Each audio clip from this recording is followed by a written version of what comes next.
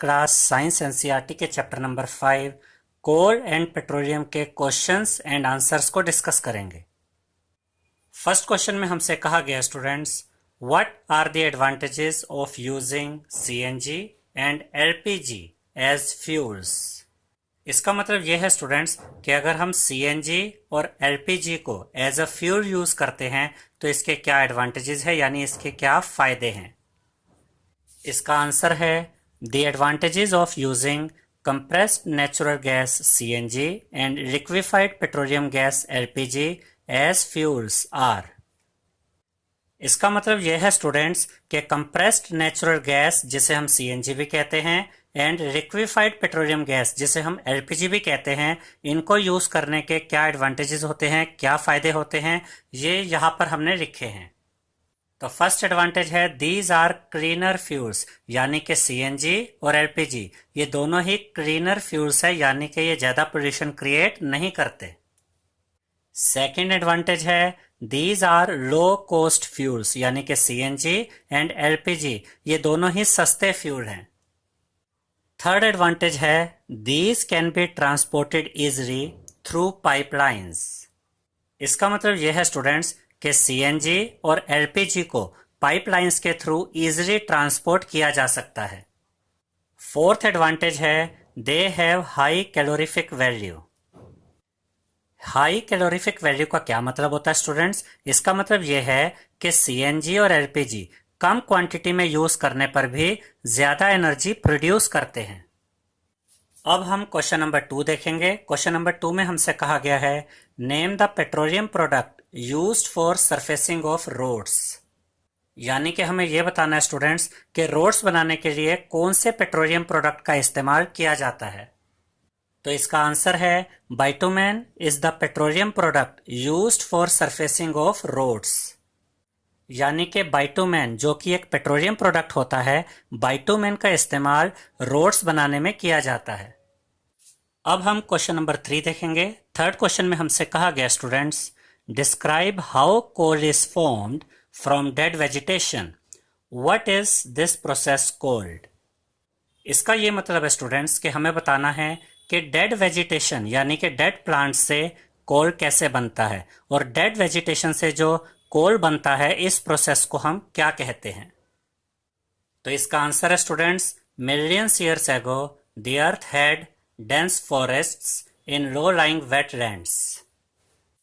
इसका मतलब यह है स्टूडेंट्स कि लाखों करोड़ों साल पहले धरती पर बहुत घने जंगल थे जिनमें पानी की क्वांटिटी भी बहुत ज्यादा थी। Due to natural processes like flooding and earthquakes these forests got buried under the soil. इसका मतलब यह है स्टूडेंट्स कि फ्लडिंग यानी कि बाढ़ आने की वजह से और अर्थक्वेक्स यानी कि भूचाल आने की वजह से ये जो घने जंगल थे ये जमीन में यानी मिट्टी में दब गए।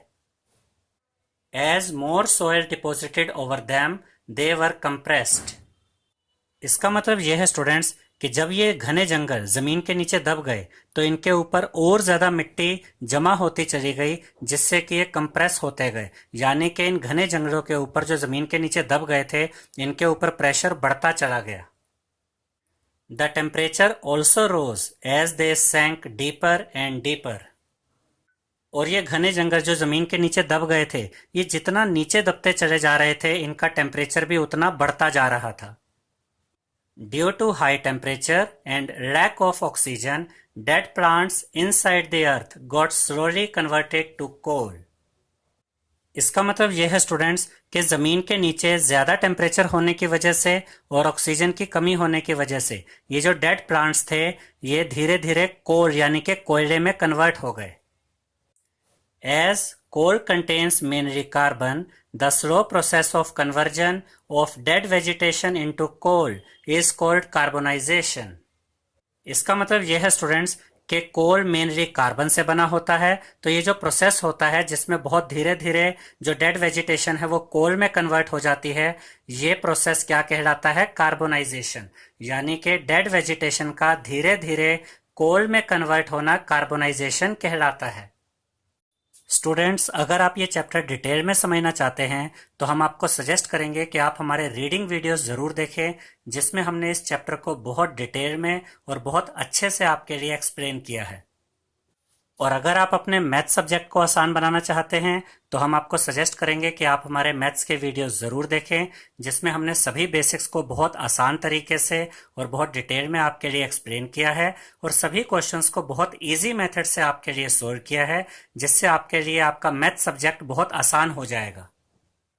अब हम फोर्थ क्वेश्चन देखेंगे। फोर्थ क्वेश्चन में हमसे कहा गया है फिल इन द ब्लैंक्स। इस क्वेश्चन में हमें कुछ ब्लैंक स्पेसेस गिवन है स्टूडेंट्स, हमें उन ब्लैंक स्पेसेस को फिल करना है।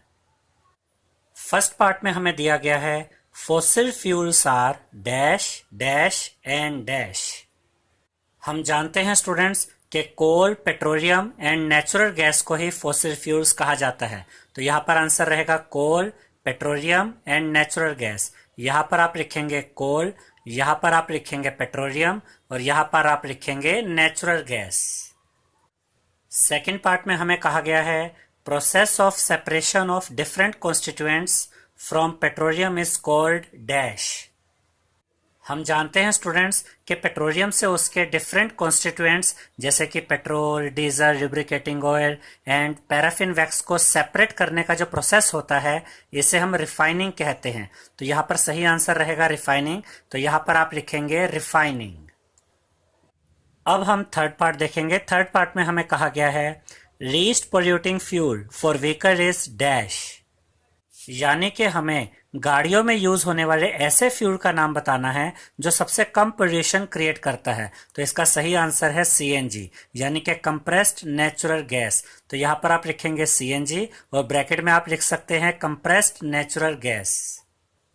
अब हम क्वेश्चन नंबर 5 देखेंगे। फिफ्थ क्वेश्चन में हमसे कहा गया स्टूडेंट्स टिक ट्रू और false against the following statements, यानी कि इस क्वेश्चन में हमें कुछ स्टेटमेंट्स दी गई है स्टूडेंट्स, और हमें चेक करके बताना है कि कौन सी स्टेटमेंट ट्रू है और कौन सी स्टेटमेंट फॉल्स है। फर्स्ट स्टेटमेंट में हमें दिया गया है fossil fuels can be made in laboratory, यानी कि फॉसिल फ्यूल्स को लेबोरेटरी में बनाया जा सकता है। ये स्टेटमेंट एक गलत स्टेटमेंट है स्टूडेंट्स, क्योंकि फॉसिल फ्यूल्स को लेबोरेटरी में नहीं बनाया जा सकता। तो यहां पर हम लिखेंगे फॉल्स। सेकेंड स्टेटमेंट में हमें दिया गया students CNG is more polluting fuel then petrol, यानी कि सीएनजी पेट्रोल के कंपैरिजन में ज़्यादा पोल्यूशन क्रिएट करती है। ये स्टेटमेंट भी एक गलत स्टेटमेंट है, क्योंकि सीएनजी तो सबसे कम पोल्यूशन क्रिएट करती है। तो यहाँ पर हम लिखेंगे फॉल्स। थर्ड स्टेटमेंट में हमें दिया गया students Coke is almost pure form of carbon, यानी कि जो कोक होता है ये कार्बन की ऑलमोस्ट प्योर फॉर्म होती है। तो ये स्टेटमेंट बिल्कुल करेक्ट है, क्योंकि कोक कार्बन की ऑलमोस्ट प्योर फॉर्म होती है। तो यहां पर हम लिखेंगे ट्रू। फोर्थ स्टेटमेंट में हमसे कहा गया स्टूडेंट्स कोल तार is a mixture of various substances, यानी कि कोल तार मिक्सचर होता है बहुत से सब्सटेंसेस का। तो ये स्टेटमेंट बिल्कुल करेक्ट स्टेटमेंट है, क्योंकि कोल तार 200 सब्सटेंसेस का मिक्सचर होता है। तो यहां पर हम लिखेंगे ट्रू। फिफ्थ पार्ट में हमसे कहा गया students kerosene is not a fossil fuel, यानी कि कैरोसिन एक फॉसिल फ्यूल नहीं है। ये स्टेटमेंट गलत स्टेटमेंट है स्टूडेंट्स, क्योंकि कैरोसिन एक फॉसिल फ्यूल होता है। तो यहां पर हम लिखेंगे फॉल्स। अब हम सिक्स्थ क्वेश्चन देखेंगे। सिक्स्थ क्वेश्चन में हमसे कहा गया students explain why fossil fuels are exhaustible natural resources. इसका मतलब यह है स्टूडेंट्स कि हमें यह बताना है कि fossil fuels exhaustible natural resources क्यों होते हैं, यानी कि फॉसिल फ्यूल्स ऐसे नेचुरल रिसोर्सेज क्यों होते हैं जो कि एक दिन खत्म हो जाएंगे।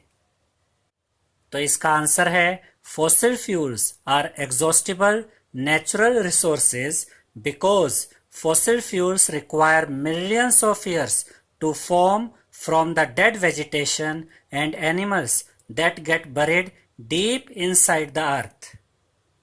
इसका मतलब ये है स्टूडेंट्स कि fossil fuels exhaustible natural resources इसलिए हैं क्योंकि इनको बनने में कई लाख या कई करोड़ साल लगते हैं। और ये बनते कैसे हैं? जब डेड वेजिटेशन यानी कि डेड प्लांट्स और डेड एनिमल्स जमीन में बहुत गहराई तक दब जाते हैं तो कई लाखों सालों तक या कई करोड़ों सालों में ये फॉसिल फ्यूल्स बनते हैं। They require temperature and pressure for their formation, which cannot be provided in laboratory. इसका मतलब यह है स्टूडेंट्स कि फॉसिल फ्यूल के बनने के लिए जिस टेम्परेचर और जिस प्रेशर की ज़रूरत होती है वो टेम्परेचर और वो प्रेशर लेबोरेटरी में तैयार नहीं किए जा सकते। It is present in limited quantity beneath the earth, thus it will come to an end by human usage. इसका मतलब यह है स्टूडेंट्स कि फॉसिल फ्यूल्स अर्थ के नीचे लिमिटेड क्वांटिटी में पाए जाते हैं और ह्यूमन यूसेज की वजह से एक दिन इनका भी अंत हो जाएगा। अब हम क्वेश्चन नंबर 7 देखेंगे। 7th क्वेश्चन में हमसे कहा गया students, describe characteristics and usage of Coke. यानी कि हमें कोक की कैरेक्टरिस्टिक्स भी बतानी है और कोक के यूसेज भी बताने हैं। तो कोक की पहली कैरेक्टरिस्टिक है स्टूडेंट्स कि ये टफ होता है यानी कि सख्त होता है, और कोक की दूसरी कैरेक्टरिस्टिक है कि ये पोरस होता है यानी कि इसमें पोर्स होते हैं, और कोक की तीसरी कैरेक्टरिस्टिक है कि ये ब्लैक कलर का होता है। अब हम कोक के यूसेज देखेंगे। कोक का पहला यूज है coke is used to manufacture steel, यानी कि कोक का इस्तेमाल स्टील बनाने में किया जाता है। कोक का सेकंड यूज है कोक इज यूज्ड, यहां पर डी आएगा स्टूडेंट्स, आप इसको यूज्ड लिखिएगा। Coke is used in the extraction of many metals, यानी कोक का इस्तेमाल बहुत से मेटल्स को एक्सट्रैक्ट करने के लिए किया जाता है, यानी कि बहुत से मेटल्स को प्राप्त करने के लिए किया जाता है। अब हम 8th क्वेश्चन देखेंगे। 8th क्वेश्चन में हमसे कहा गया students, explain the process of formation of petroleum, यानी कि हमें यह बताना है कि पेट्रोलियम कैसे बनता है। तो इसका आंसर है students, petroleum is formed from organisms living in the sea. इसका मतलब यह है स्टूडेंट्स कि पेट्रोलियम उन लिविंग ऑर्गेनिज्म से बनता है जो कि समुद्र में रहते हैं। When these organisms died, their bodies settled at the bottom of the sea and got covered with layers of sand and clay. इसका मतलब यह है स्टूडेंट्स कि आज से लाखों साल पहले या करोड़ों साल पहले समुद्र में जो लिविंग ऑर्गेनिजम्स रहते थे, जब वो मर गए तो वो समुद्र के बॉटम पे चले गए और उसके बाद वो सैंड और क्ले के नीचे दबते चले गए। Over millions of years dead organisms were transformed into petroleum and natural gas under the absence of air and presence of high temperature and high pressure. इसका मतलब यह है स्टूडेंट्स कि जब ये डेड ऑर्गेनिजम्स सैंड और क्ले के नीचे दब गए तो कई लाखों सालों में या कई करोड़ों सालों में एयर की एब्सेंस की वजह से, हाई टेम्परेचर की वजह से और हाई प्रेशर की वजह से ये ट्रांसफॉर्म्ड हो गए, यानी कि कन्वर्ट हो गए पेट्रोलियम में और नेचुरल गैस में। इसको हम ऐसे भी याद रख सकते हैं स्टूडेंट्स कि जब समुद्र में रहने वाले लिविंग ऑर्गेनिजम्स मर जाते हैं तो ये समुद्र के बॉटम पे चले जाते हैं और सैंड और क्ले के नीचे दब जाते हैं, और उसके बाद एयर की एब्सेंस की वजह से, हाई टेम्परेचर की वजह से और हाई प्रेशर की वजह से कई लाख सालों में या कई करोड़ सालों में ये कन्वर्ट हो जाते हैं पेट्रोलियम में और नेचुरल गैस में। आई होप स्टूडेंट्स आपको हमारा ये वीडियो पसंद आया होगा। अगर आपको हमारा ये वीडियो पसंद आया है तो इसे लाइक, शेयर और सब्सक्राइब कीजिए। Thank you.